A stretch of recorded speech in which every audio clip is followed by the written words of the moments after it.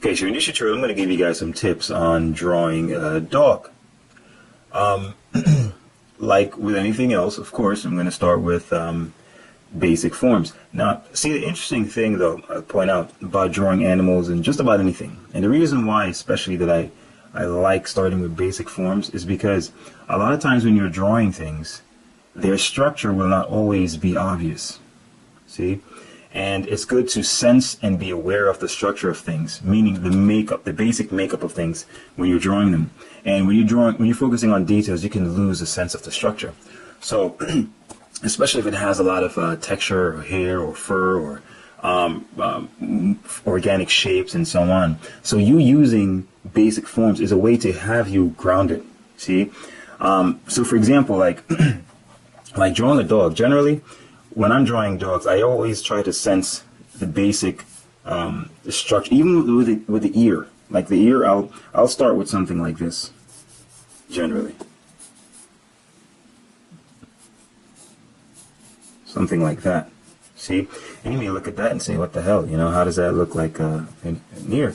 And then I'll take that same form, that, block form like this, and then all you have to do is pretty much just start making it more organic. See? See, but you may wonder, okay, why did I, draw it like this then? Because it gives me somewhere and something to start with. See? And then I could even go over this and still make it, trying to find my pen here.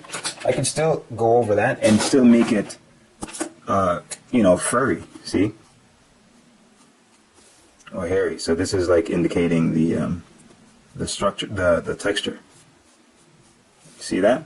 So even though I started with this, I can still end up with something that you may think like, wow, how did he get that out of that? But when I'm drawing this, I'm seeing this. See? So that's the important thing about starting with some kind of a basic form. Okay? And I know, again, I say in all these tutorials that you see these people who just start the drawings out of nowhere. But believe me, they're able to do that in most cases because of practice. They've been doing it for a long time. But I don't think it's really, in my opinion, the best way to learn to draw. I think it's always best to start with basic. Because the thing is, when you start with basic forms, it enables you to draw from the imagination. Regardless of, whatever you think you're drawing, you can always end up with the accurate thing. You see what I'm saying? Because the basic, if you're drawing a box, see like this, there's a lot less chance for error instead of in terms of putting something where it doesn't belong. See, so I can start with something, even with the nose of the dog, for example, right? It doesn't really show itself too much. It doesn't really reveal the structure, but I would still sketch it in. For example, I would do something like this, even though I'm not necessarily seeing it. I would still put it in. See, I'm like saying that's the muzzle. See what I'm saying? Even though I may not see this, but I draw it as if I'm seeing, because I want to find the structure. What's the underlying basic shape that gives the mass of the dog? See, his head. So the nose would fit right here. And see, this gives me a nice little platform. With this, I can start going to work wherever I want. And of course, afterwards, you can start erasing little lines and whatnot. See, you have to not be concerned with, being super accurate with things and, are things going to be in the right place and all this stuff.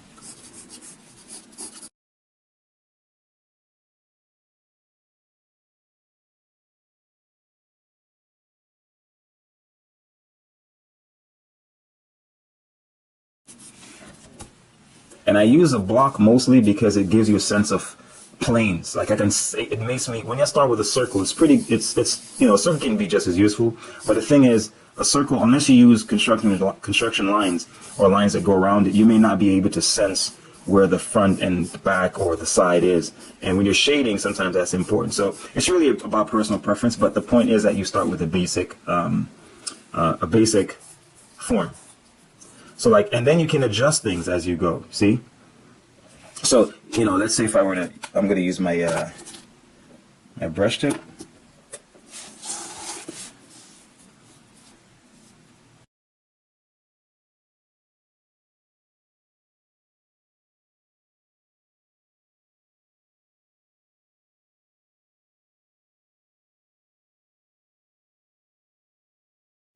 And even with the nose, see, I may not focus on the structure of the nose that much in this one because the drawing is small. But even if I were doing a larger drawing, I would definitely make sure I sketch in, you know, what's the structure that I feel that captures the nose really well, you know? So that's why in your sketchbook you should always do, you know, features or studies, close-up studies of like features and stuff. So this is, to me, this is like the structure of the nose, see, before putting in all the details. Always try, what is the basic shape that captures this thing? You know, then you can put in, see, and by having the basic shape, you can put in your little center line. The center line is always good, especially if you're going to draw things in a 3/4 view, see?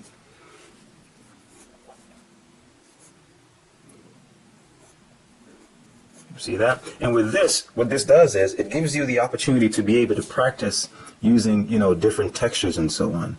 Like, you know, what if you want to shade this in a different way? Like, what would you do, you know?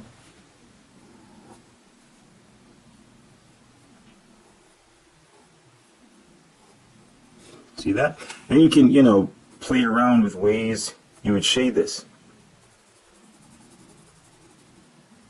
Am I going to use just hatch marks? Am I going to use stipples? You know, am I going to use, you know, swirly lines? Am I going to use cross contour lines? Am I going to use straight line? You know, just play around with how you want to do things. Even when you're drawing the body, it's the same principle, right? First, like generally, I would say, for example, I would sketch it out. You know, like what's the feel of this thing?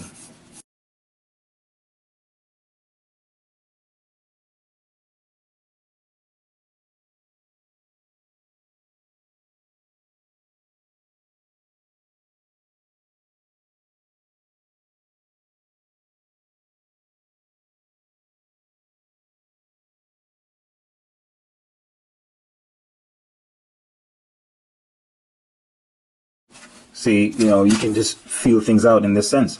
And you can already start feeling the mass of what I'm doing here already. And then, of course, you know, see, this helps me to contain my drawing, to put things into perspective as far as proportion. See, I'm not focusing so much on the structure so much at this point. I mean, of course, structure is being addressed, but not as specifically in terms of 3 dimensions. I'm not thinking about that right now. I'm just thinking about getting the proportions accurate. You know, the general feel of it. Do I feel the motion? Do I feel the movement? You know? All right? So there I've sketched it in. Then, in addition to this, I may go in and start saying, you know, how would I draw the foot?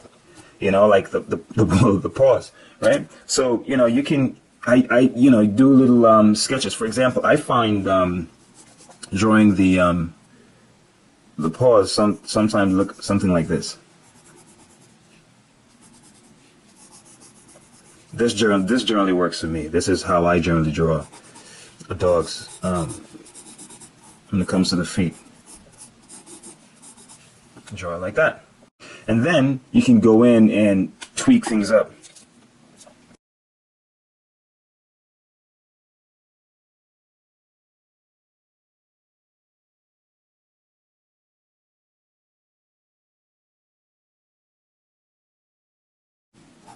And afterwards, it's easy to go in and develop that. And now, of course, the same thing with the eyes. You know, you do basic studies of the eyes. You know, it falls into this little thing. All right. So, say for example, I did the drawing here of this this dog here. I'm gonna go in and touch it up a little bit. Right.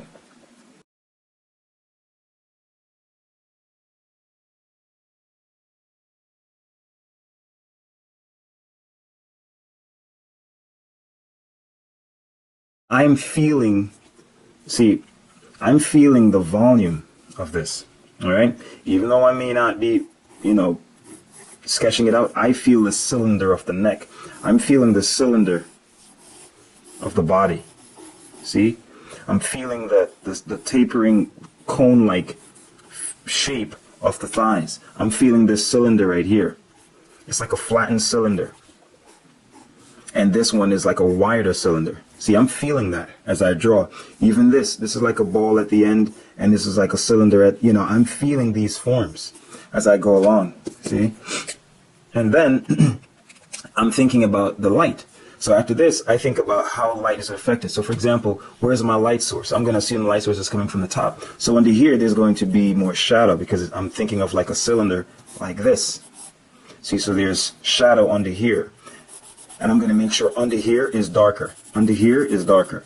See, in the sides of the leg that's not showing, I'm going to make sure that's darker. Similarly with this one, I'm going to make sure it's darker. Under the neck is darker. See, and that creates a consistency in your drawing. See, everything that's under and towards the left will be in shadow because the light is coming from the upper right. See that?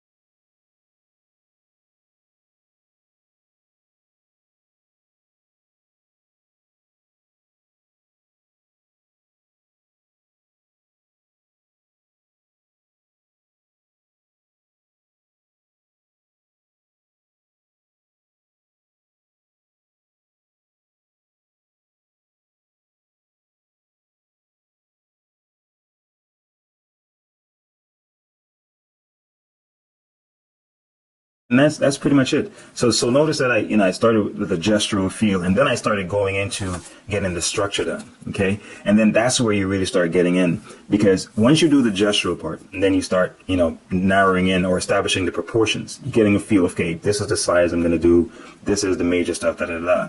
Then you start going into the structure, right? And once you establish a structure, you start setting the tone for the volume, right? So for example, notice that you do feel like this is turning around, okay? And that's because I'm envisioning his body here as a cylinder. The same way I'm envisioning his neck as a cylinder. See that?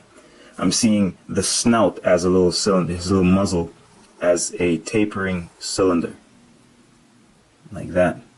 Okay, little nose, all the little details go afterwards, but that's how I feel, and I'm feeling it. And the ear, just like I said, I always think of a dog's ear in this way, right? And even if it's going up, say like a horse's here, it's like a cylinder like that, and then you cut away a part of it, and it's like this.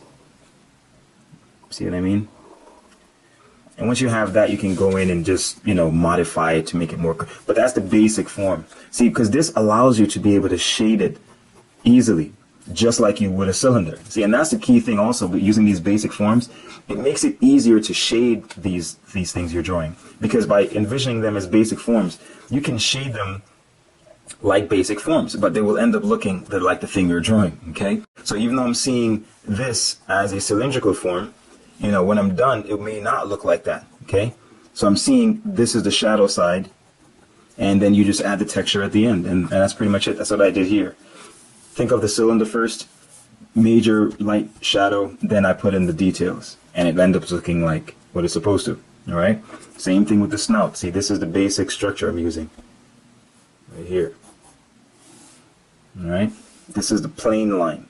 It goes like this and this, see? This, the center line is going like that. Connect the two eyes right there. See, that's the basic feel that I'm going for. And then I modify this afterwards. This is the main part that you're trying to go for.